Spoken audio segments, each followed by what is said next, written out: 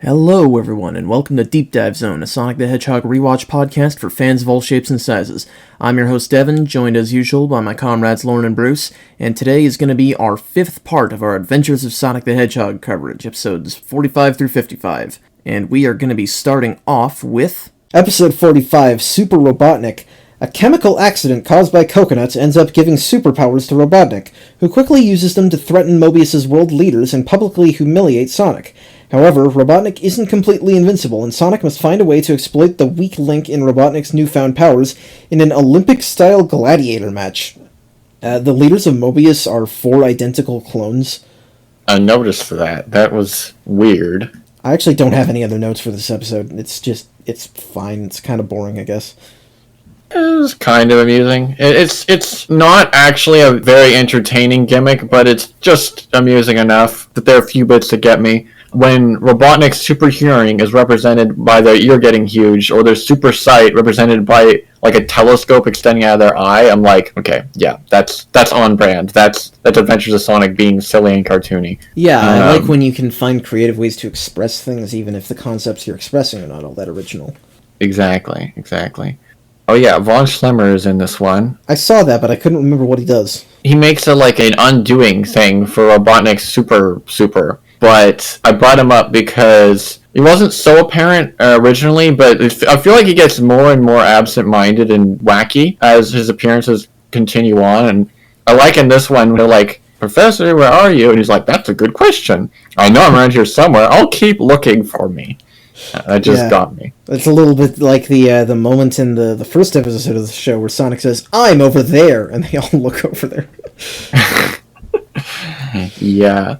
Okay, so if this show had more of a consistent canon, it cared more about its world and stuff, there would be a really weird bit of lore added in this episode. It still is weird, but it's not really important, which is the fact that apparently Mobius has an actual heaven, because an angel appears and smites Robotnik at the end of the episode. I don't remember that at all. That's wild. Yeah, it's because earlier in the episode, he blasts something through the clouds and knocks an angel because heaven is actually in the sky, and then he makes revenge at the end.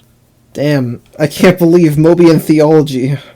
You know what? I'll take it over what some of the stupid stuff that happens in the Archie comics.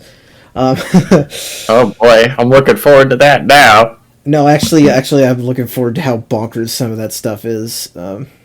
Anyway, that'll cover it for that one for me, though.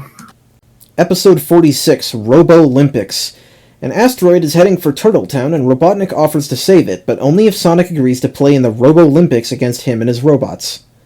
Yeah, so I thought it was weird. There were 2 sports competitions 2 episodes in a row. I was about to say that, but yeah. We already mentioned it, but I have to wonder, is the Arnold Schwarzenegger-Meyer robot mentioned in Too Tall Tales the same robot as Arnold Robotnikland in this one? They're named differently, so I feel like it's got to be a coincidence, but, I feel my mind that's digging into it too differently. Maybe it's a renamed version, because it's 2.0, and there must be a linking canon. I don't know. I think someone on the writing team just really liked Schwarzenegger. That's the truth. It's just a coincidence. It's weird, though. So the announcer decides to give us a little bit of a factoid that in this continuity, well, at least at the time of this episode, you never know, with his eating habits, Robotnik is 375 pounds. Yeesh. Yeah. So here's another bit of me digging into things a little too deeply. Sonic allows himself to be encased in cement by one of Robotnik's traps, only to be released because of a fumble on Robotnik's part.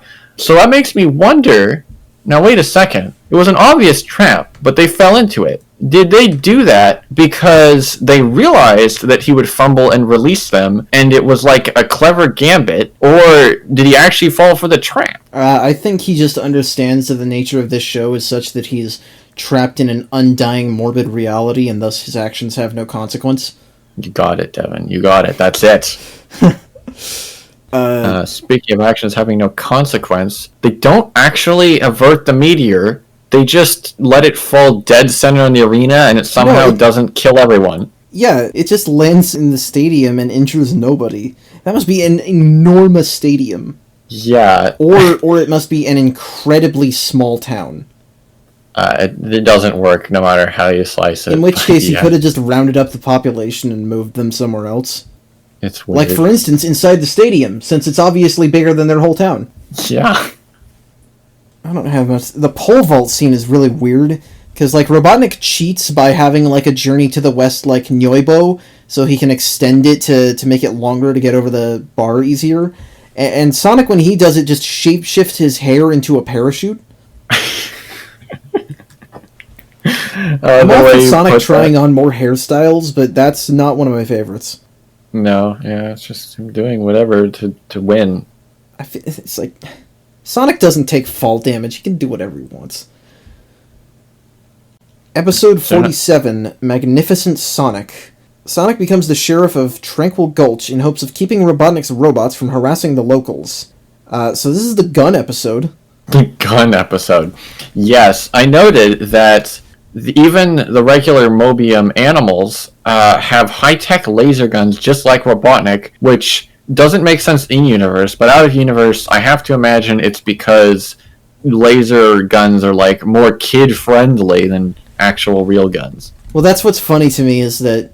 Well, A, the dub of Sonic X changes all of the regular guns into laser guns, but B, I was calling this the gun episode because it reminds me of the Pokemon episode that is the gun episode, where people just randomly have firearms and point them at each other throughout the whole thing. Mm-hmm. But this is like a kidified version of that, where they don't even... They sometimes use guns that are, you know, lasers in the show, but never as much as in this episode. No, yeah, well, they wanted to do like a Wild West episode, even in Adventures of Sonic, so laser guns, I guess. They should have had Sonic sing. I mean, I don't know that I would have actually appreciated Sorry, I'm that. making a really bad reference to the gunfighters story of early Doctor Who. You know, I was just thinking that, but I was not thinking that you would do that, but very nice. I appreciate that. The thing that I remember best from that episode is when Steven sings. Yep. Anyway, that doesn't matter. We're not doing a Doctor Who podcast. If only. Anyway, Not yet, at least. I didn't realize it until now, but I guess I've got to add flirtatious to the list of character traits for Sonic in this show. Yeah. Well, he knows what strip poker is and cheats at it. That's especially weird. Yeah. Which he doesn't do that when trying to seduce a woman or anything. But yeah, no. Sonic is like often attracted to women in this show, which is just weird. It's not that I have a problem with it for the character, I just have a problem with it being this common. Yeah, so that's the thing. Sometimes the wackiness just gets to me. When Robotnik is like talking about how he hates Sonic and makes like a Sonic balloon or something, he's trying to pop it, and he's like can't even pop the balloon, and he fails so badly that he like creates a giant crater in the floor. It's hysterical. Robotnik is a cowboy getup. Always like Robotnik's costumes. But yeah, overall, I mean, I'm not really a fan of the Wild West aesthetic usually. Anyway. No, it's okay. Well, I think. Here's one more thing. When a mailman delivers something to Robotnik, he like waits for payment, and Robotnik's like, "Oh, of course, I mustn't forget the tip," and then he robs the mailman. Yeah, that's perfectly in character. I'm happy with that one. Episode 48, Blackbot the Pirate.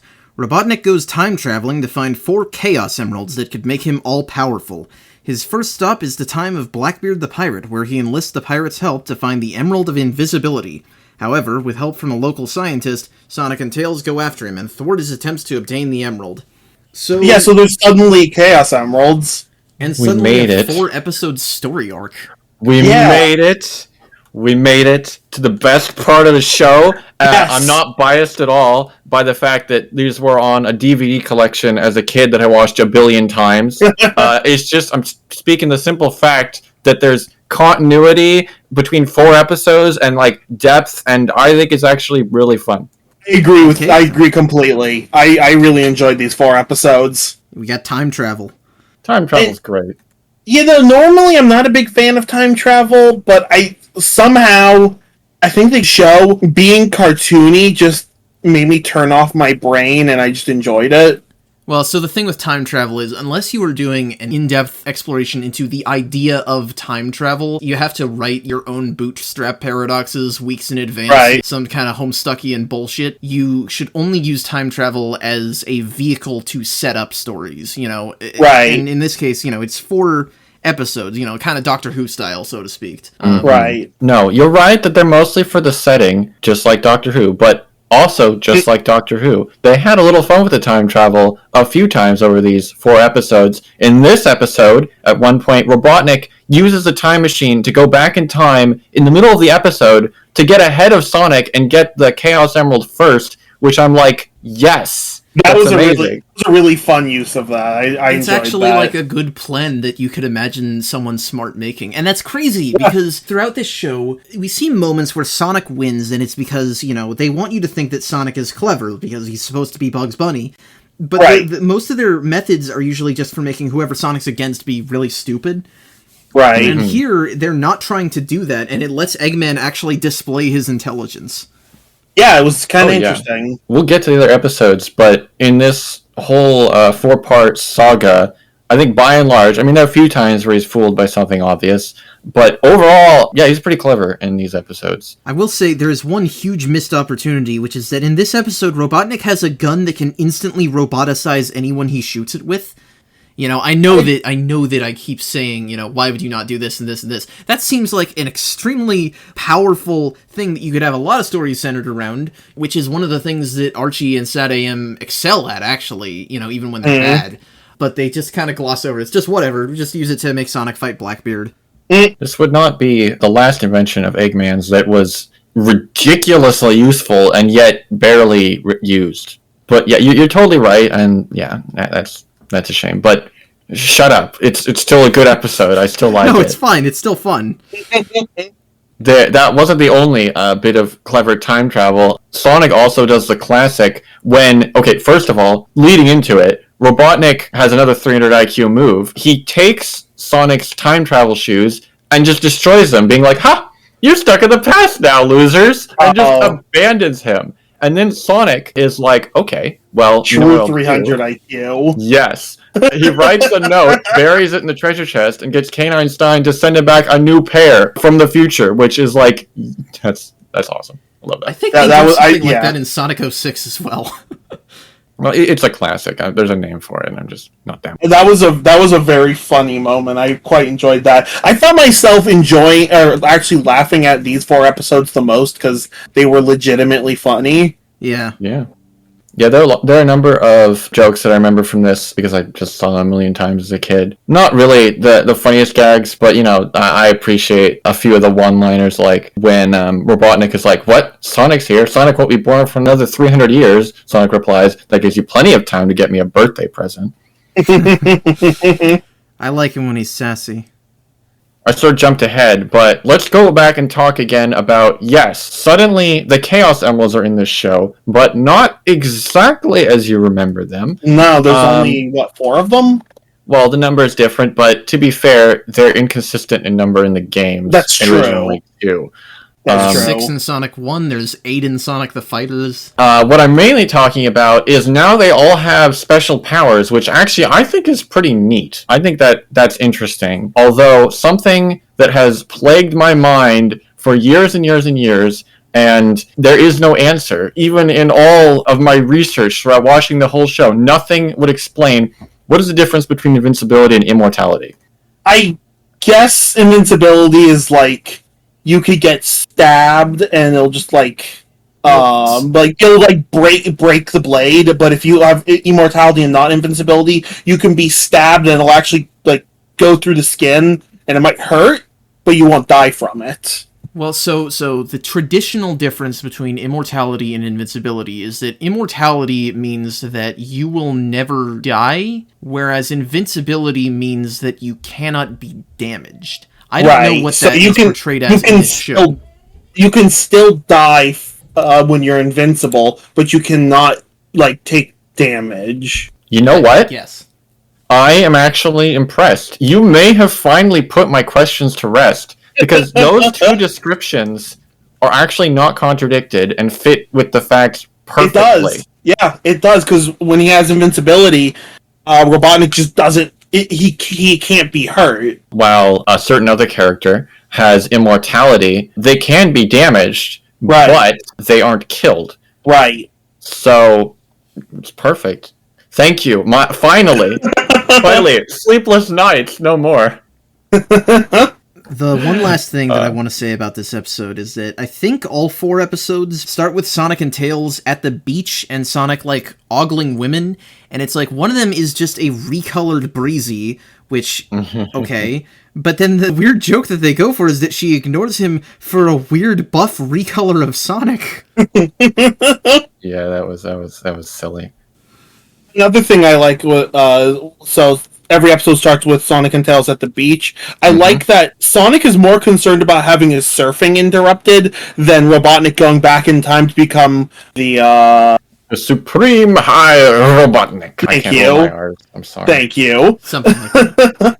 Yeah, it's the Supreme High Robotnik. So I find it funny that Sonic doesn't really seem to care about that because I guess he just assumes like, oh, Robotnik will do this, but I'll still stop him because he's Robotnik. Yeah, that's it exactly. That's consistent with how he acts. No, that's all the rest easygoing Sonic personality. Because I'm thinking, like, you know, in the OVA movie, you know, Tails is about to, like, get hit by something falling out of the sky, and Sonic's like, yeah, shut up, Tails! Or like in Sonic X, how he's just constantly sleeping on rooftops when Eggman is wreaking havoc through the city. It's perfect. I, too, have at least one more thing to say, which is that I have to touch on every little bit that impressed me, because there's a lot of it. Robotnik. And the rest of the show is so starved for it. Yes. Just another great moment from Robotnik when Sonic is thrown off the deck in the water, and Robotnik is shooting him with the robot turning ray. He misses him, and Sonic's like, "Ha, you missed!" And Robot's like, "That's what you think." And then a big old robot whale comes up and glomps Sonic, and I'm like, that is very clever, actually.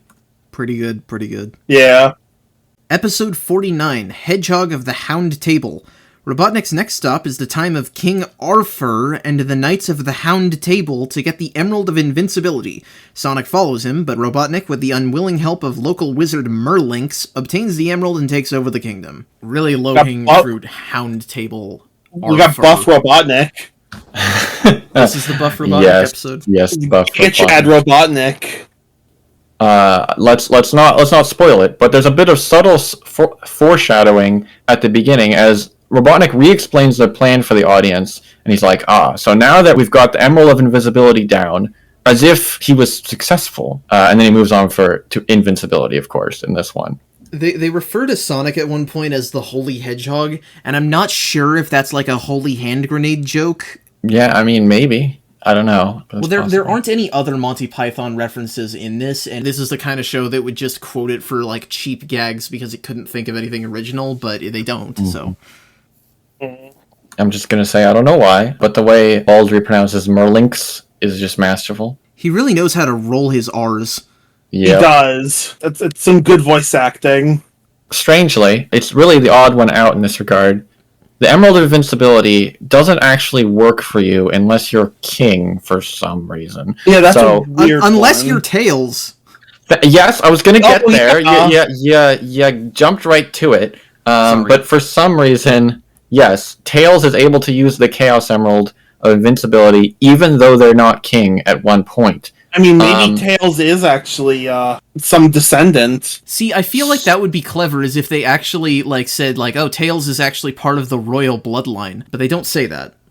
They don't explain it at all, unfortunately. That's a good explanation. My counter explanation is the actual common thing between all the uses are they hold it up into the sky, and so Merlinx just lied about the activation to try to throw off Robotnik. Oh, he won't be able to take over the kingdom, but he didn't really know him at that point. Well, I mean, I guess giving him the runaround is one strategy. Yeah. Mm-hmm. You get real buff when you become invincible, apparently. It's those muscles that give him the invincibility-ness. This show has, in classic cartoon fashion, a running tendency to show changes in state as costume changes. So it's just one of those. I mean, think back to Grounder the Genius, where Grounder suddenly gets, a graduation cap because he's so smart. Yeah, and he gets, a monocle. Yeah, but it does make for some pretty funny designs. I have to point out that in the beach segment of this episode, Sonic's love interest isn't taken away or unimpressed or something. He merely runs away from them when he derives their true species. So I guess we know something about Sonic's taste. Yeah, damn, Sonic's not into octopus girls. SMH. No comment. No comment. There you go. Episode 50, Robotnik's Pyramid Scheme.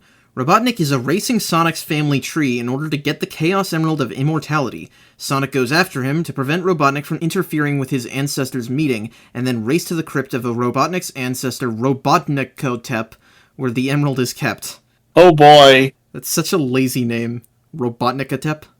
It is. You could have Yeah. just gone for, like, Robotnitep, and that would sound way better. You know what? Can we talk about Sonic, the bricklayer? Masonic? Yeah. That's a weird name, and yeah. There was at one point a parody religion by the same name.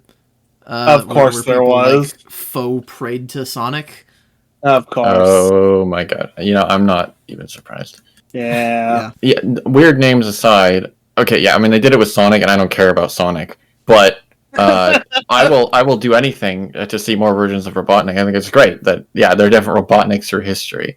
Well, I mean, See, that and was already Robotnik implied. makes way more sense as a religious figure to pray to, so... Yeah, exactly. Okay, sure. I was just going to say it made sense because we saw a glimpse of the family tree in Robotnik Jr., and they do look similar to him, so it makes sense. Mm. What an interesting coincidence that Sonic and Robotnik both had ancestors in ancient Egypt. Oh, yeah. Although they were living in different times for the most part, except this is something that's confused me. But it sounds like, Bruce, you have a really good handle on explanations for things that have confused me for a long time. So yeah, Miss Sonic is alive in current day, but Robotnik Hotep was from the past. However, there wasn't a hedgehog that he fought. Yes. Because when they go into the tomb and they find out, Robotnik Hotep was actually just sleeping because he has the Emerald of Immortality, a mummified hedgehog comes out and is fine, despite not possessing a Chaos Emerald of Immortality themselves. What the heck? He had a, what was it? He had a shield, I think? He did have some sort of blue emerald that, quote, creates an energy shield that protects from Robotnik's immortality. So wait, but then if that's... I did think about that, but then the question is, so what? Were emeralds of immortality commonplace in Mobius? Is that what it's called? Is it called Mobius? It is. Oh, that's horrible. Yeah, unfortunately, I don't have an explanation. It's okay. I did roll a few theories around in my mind. It's either that Robotnik Hotep is so unfortunate that his worst enemy is just a naturally immortal hedgehog, and that's why he's like, kill me. Like, literally, when Robotnik takes the emerald, he's like, thanks for making me mortal again, which is a great line, by the way. So he won't get chased around by the hedgehog. Or the other possibility is maybe Robotnik Hotep was actually, like, a genius magician instead of like a genius mechanic, and they fashioned emeralds that made you immortal or something. So what we're saying is that he was an alchemist, and the Emerald of Immortality is actually a philosopher's stone. Oh yes, that he could use to make other similar emeralds. Yeah, exactly. So it could just be like the blue emerald is just, it's a weaker version of it, so it just creates like a field that makes you immortal, that also nullifies the Emerald of Invincibility. So are we implying that Robotnik, that's a way better name, are we implying that this guy, like, sacrificed the people of Xerxes to make this thing? Like, sure. Wouldn't be surprised. Yeah, honestly, wouldn't. I mean, I have to imagine that after his horrible acts, he was imprisoned in the tomb. He wouldn't. I don't know why he would be there willingly. I would assume he was probably buried alive and imprisoned in the pyramid. The lore is so goddamn deep. Guardian. Okay, good. Well, I'm glad we were able to talk this out, because I thought about that. I'm like, I don't know if that really adds up, but when you put it that way, yeah, this is perfect. Another mystery solved. I'm so glad we're having these discussions. Oh my god! All right. So, does that mean Robotnik could take up alchemy as well? Well, it's a darn shame that you didn't see the last episode of this show. Because he takes advantage of magic, and he literally is like, why'd I go into science? Magic is where it's at. Sonic has been courting women at the beach for 3 episodes now, and they still are reusing character models. This one is exactly the same as the possum girl from the Wild West episode. That's weird, because... I mean, honestly, her outfit makes more sense at a beach than it does in a saloon, just walking around with no pants on. But, Why does Sonic already know that he's descended from an Egyptian bricklayer?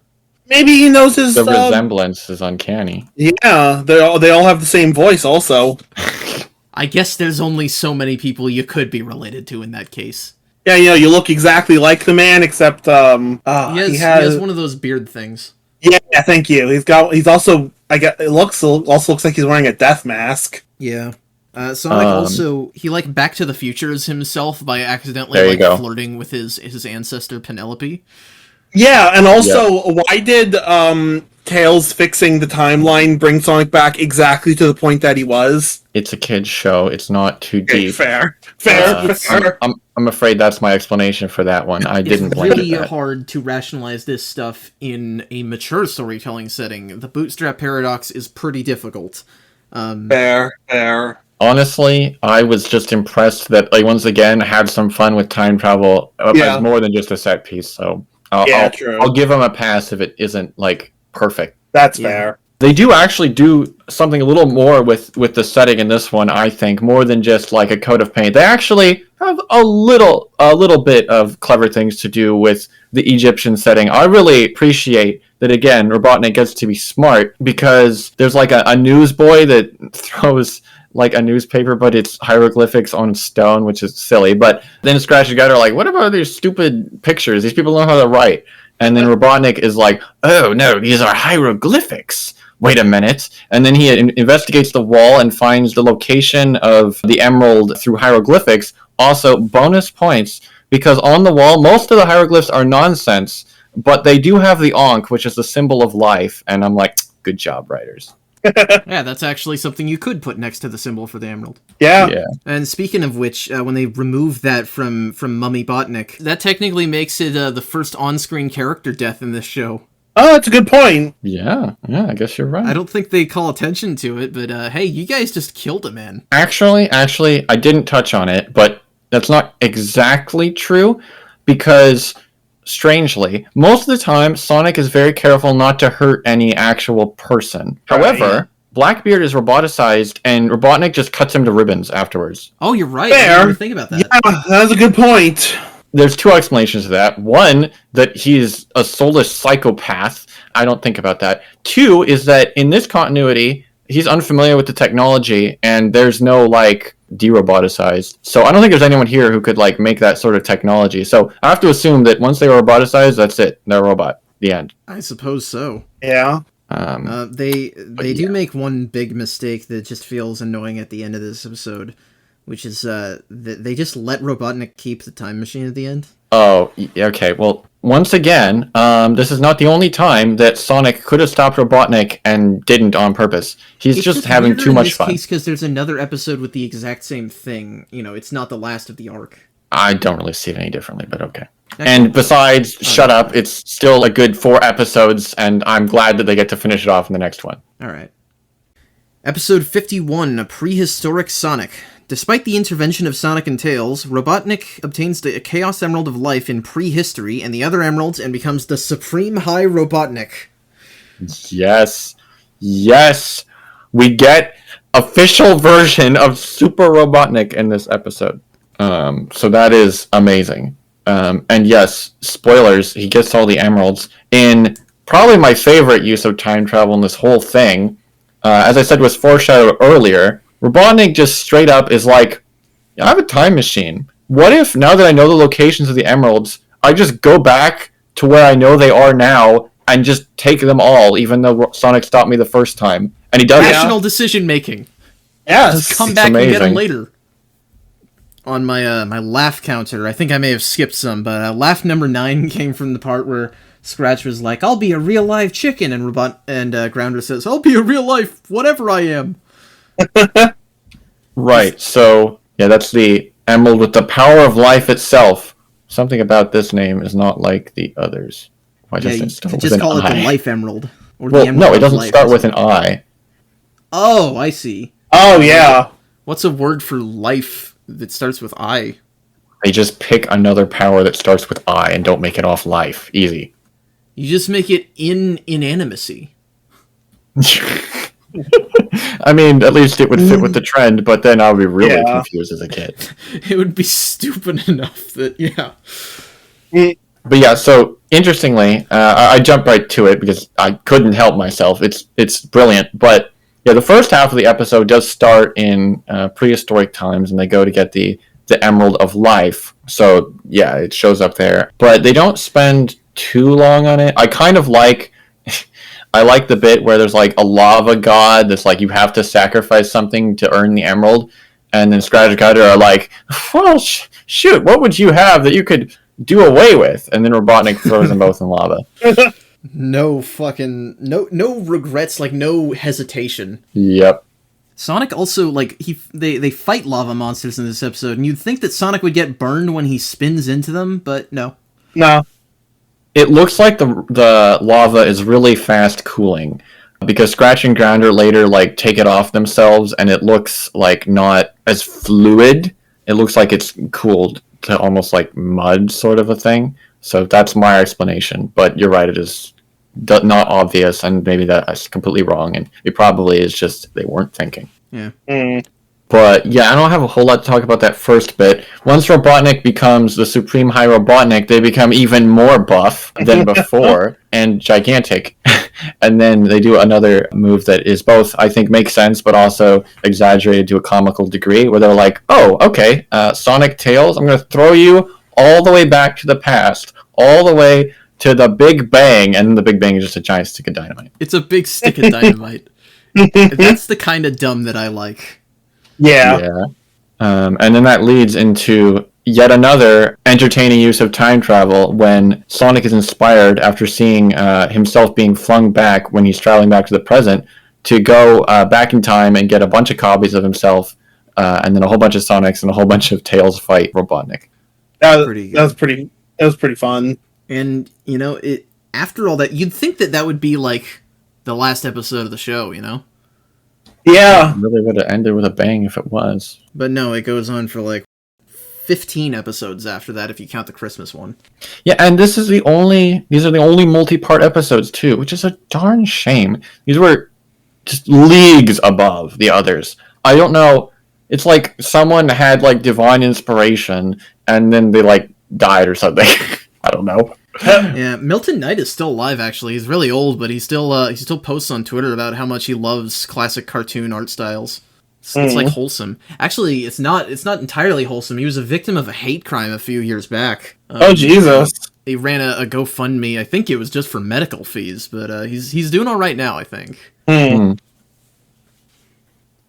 But yeah, the way that there's continuity between each episodes and the way that the last one revisits each of the locations, it really makes it feel cohesive, and I'm just mad impressed, even though, like, it's really not anything compared to some of the better Sonic shows, but its comparison to the rest of this show exactly. Somebody cared when making these, and you can feel that enough for that to carry it on its own.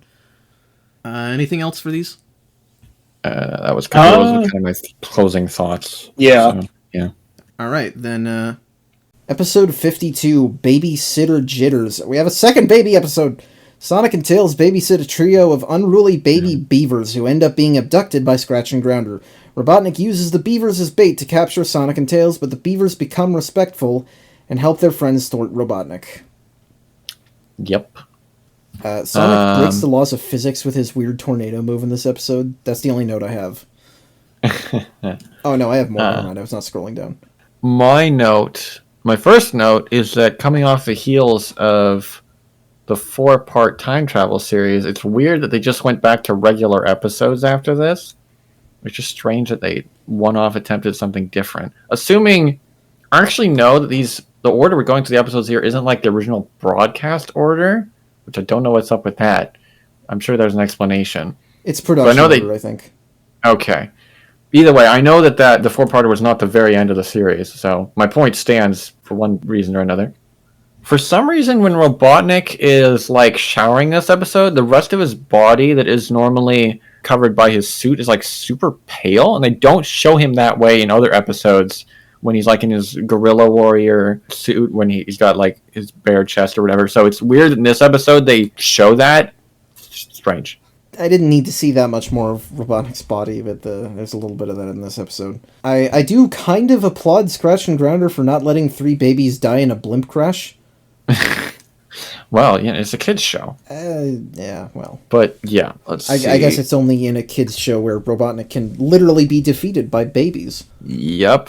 Because they managed to avoid that in the other one by turning Robotnik into a baby. But Right, yeah, that's true. However, despite being defeated by babies, this actually has one of Robotnik's most 300 IQ moves in this series. He got me when he's using one of his classic, super obvious tricks. When he's like, "Oh, Sonic, just like don't jump in that hole to like save the babies or whatever." And then it turns out that they weren't actually in the hole, and the babies were a hologram or something.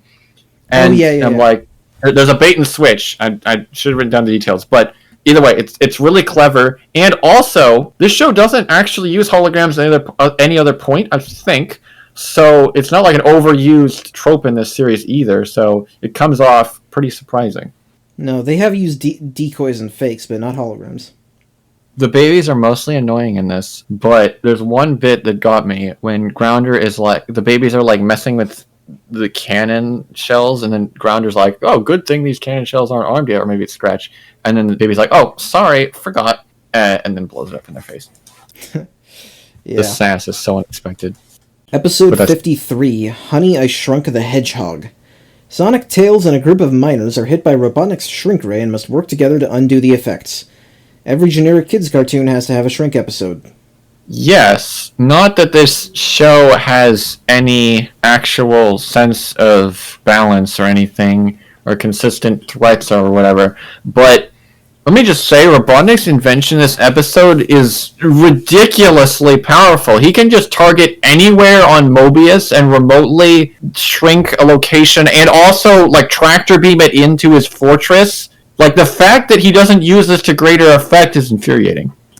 Yeah, it's like, with most of his creations on the show, if it doesn't work in the episode that he first uses it, it's never to be used again. Exactly. So it's not like this isn't a parody of something else and is completely unoriginal, but I do still find the moment when Robotnik is going to vacuum up Sonic, and then there's just like ominous organ music playing in the background. That was pretty funny. It was a good contrast. Also, speaking of, once he's got Sonic in the vacuum cleaner, he's got another one of his really dark lines when he says, "Now that you're so small, Hedgehog, I imagine your tiny bones would break very easily. So I shouldn't do this."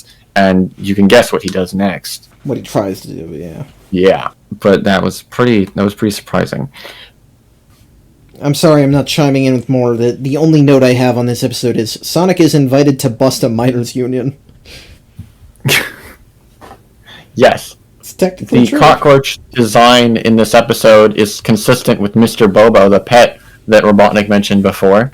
So once again, reusing designs, which, be that laziness or continuity, it makes it feel a little more cohesive. Yeah, that's all I got. Episode 54, Robotnikland, the ultimate city, where I will rule it all. Sorry, Robotnik takes control of the local amusement park on Sonic's birthday and uses it to try to finish him off. And near the beginning of this episode, you see Scratch and Grounder, like, cooking for Robotnik, which is adorable, honestly. I never considered the fact that Robotnik's robots have to, like, tend for his needs. I do remember the, like, maid bots that you can see in the background of Sonic Adventure 1, but yeah, you don't see a lot of that. Right, yeah. It's funny because it's just imagining him on any day that he's not out attacking Sonic, just imagining him going about his daily life on downtime is very funny. It is. It really is. Like, he wakes up in the morning to an alarm that's like, you know, he doesn't like music, so he's just got, like, some sort of horrible, like, metal creaking sound effects or something as his alarm. Yeah, and it probably makes him wake up with a scowl, which is a good mood for him. Yeah. This is also what I mentioned, where he only eats eggs for breakfast. So he's got relations to eggs, definitely, even though he's Robotnik. But in the bulk of the episode, surprisingly, I was, like, really caught off guard when... So it's Sonic's birthday, And so for his birthday, at first I'm like, okay, they just divided a bunch of random people. Wait a minute. I know these people. It's my boy K9 Stein. They got Miss Possum. They got, like, the Mobius Mint Director. Is the fangirl from the Stolen Shoes episode there?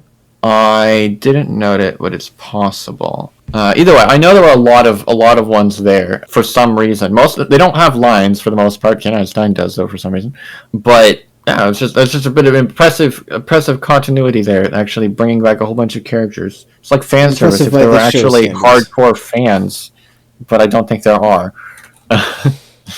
I do have to wonder if there are, people that are into this show to the degree that people were into whatever bullshit the comics were doing, because, as rough as a lot of the comics could be, they had fans on a level that other Sonic material doesn't. And I think that even, like Sonic Boom, like, as a better Sonic comedy show, I think, in general, than this one, it doesn't get people into a fervor about its characters the way that other stuff does. Maybe it's just the fact that it doesn't have drama.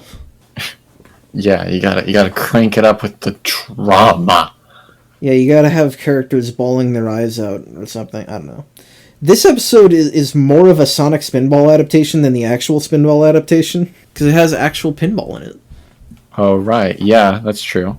That's true. I guess you're right for that reason. I do like, for no reason, that Robotnik gets really into getting a high score, and he's like, I gotta get that free game. Like, he wouldn't just, like, cheat and get a free game anyway. Yeah, he just steal tokens or whatever. Yeah. For some reason, at the end of this episode, there's a really lengthy sequence where Robotnik, Scratch, and Grounder are running around from, like, Halloween-esque ghosts and ghouls, and it feels like Scooby-Doo or something. It's just weird. It feels like a non sequitur, almost. Yeah. The thing about this is, we've got K9 Stein, and we've also got von Schlemmer, which are both, like, interchangeable mad scientists who help Sonic out. I guess K9 Stein is a little bit less insane, is what it is, but it's weird that we've got two very similar characters in any case. On the one hand, I agree. On the other hand, I am biased towards K9 Stein because those 4 time travel episodes were the ones that I had as a kid. So I'm like, no. K9 Stein is unique and important, despite the fact that they appeared secondly and are just unnecessary, really. And it's even more funny because I'm biased towards von Schlemmer because back when I was 14, the newer Sonic comics were coming out, and I read the ones, the Silver Age, which has Professor von Schlemmer in it as his own sort of reimagined character helping out Silver. And so I like him way more in those comics, so I'm biased towards him. Yeah, it's a shame we don't get a live reaction. I haven't got to that point in the comics, but I did realize that. I discovered that at some point earlier. When I did discover it, mind absolutely blown. I can't believe that von Schlemmer is in the comics. He seems like such a throwaway character. But for that reason, I respect him too, and so I think they both deserve some respect. I don't know, this series is silly at the end of the day, it doesn't matter. Yeah. Episode 55, The Mobius 5000. Sonic and Tails enter a car race in order to save an orphanage that Robotnik threatens to burn down. Or sorry, shut down. I heard the word orphanage and naturally imagined it burning down. What does that say about me? Yeah. So my first question is, why is Sonic raising money to give to Eggman to stop him from closing an orphanage instead of just stopping him from doing it? It's one of those things where I would question that, but I just am not at this point. Because we all know that Robotnik would take the money and then do it anyway. No, you're quite right. You're quite right. Since I hadn't seen this, I was surprised that K9 Stein is now actually a legitimate recurring character, not just showing up as on the side, but actually he's important in this one. Yeah. So that's cool. Chemical Plant Zone. I have that as a just a big pool of acid. Yeah.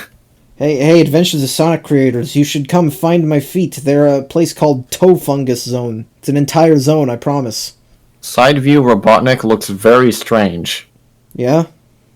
Wallace A. Disto from Sonic Gets Thrashed appears as a background character. I almost missed him, but he's there. It's a weird Easter egg. They're just little details. Use. Well, it's weird that they wouldn't just constantly... They should just constantly reuse, whatever character designs they have to populate the backgrounds with, because it's not like anybody's going to care. It's surprising that they actually switch it up. Yeah, okay. So here's the thing. This episode actually features special stages. Special stage, yeah. And it's the most game-accurate thing in the entire show. Well, they actually use it more like a special zone that you can go in and out of, similar to the comics and the games, where you just come out the same star post you went in. Other than that, the actual area. Sure. Yeah. But that was surprising and nice to see. More and more, there are little things they're actually bringing in and trying a little harder, even though largely they're not. Which just makes it more baffling that the rest of the show is so out there by comparison. Because it's like, you can't say that they weren't trying to make a Sonic cartoon, but it makes me wonder exactly what they were trying to make. Yeah, I don't know. There's a part where Robotnik steps on a mousetrap in the dark, and I only realized that was what was happening because there was mousetraps on the floor, because it doesn't make a sound effect. Uh-huh. I just got little tidbits here, like, gas station chili dogs would probably be absolutely disgusting. Okay, so I find it funny that Robotnik tries to lure Sonic with chili dogs, right? But they're actual chili dogs, and not just like fake chili dogs. And I remember in one episode, not this one, but someone, Sonic is like, yeah, it's a Robotnik chili dog. Like, he's actually really good at making them, too. I mean, I think it would be a good quirk for Robotnik to actually be really good at making food, and just nobody know that, but... I guess that's more of a thing they would give to like GameKid and Eggman, probably. Yeah. 'Cause they like to emphasize the grossness of Robotnik. That's true. He calls Scratch and Grounder bimbos in one part of this episode, which is like, that's not just a generic like stupid insult. That's very specific to a certain kind of woman. Right. My last note is just, there's a YTP that this reminds me of because it takes heavily from this when Robotnik is like, X-Moto, forget about Sonic, just win the race. And then my mind starts playing Win the Race in my head. Just win the race, just win the race, just win the race. I don't care what it takes, just find a way to win the race. Oh, there's going to be another YouTube poop episode that I remember pretty well in here. I don't know if it's... We'll talk about that. Alright. And on that note, we are done tonight. Feel free to share, comment, and subscribe if you enjoyed, and if you have any questions, comments, or feedback, you can always reach us at deepdivezonepod@gmail.com or at deepdivezone on Twitter. Have a great night, and we'll see you next week.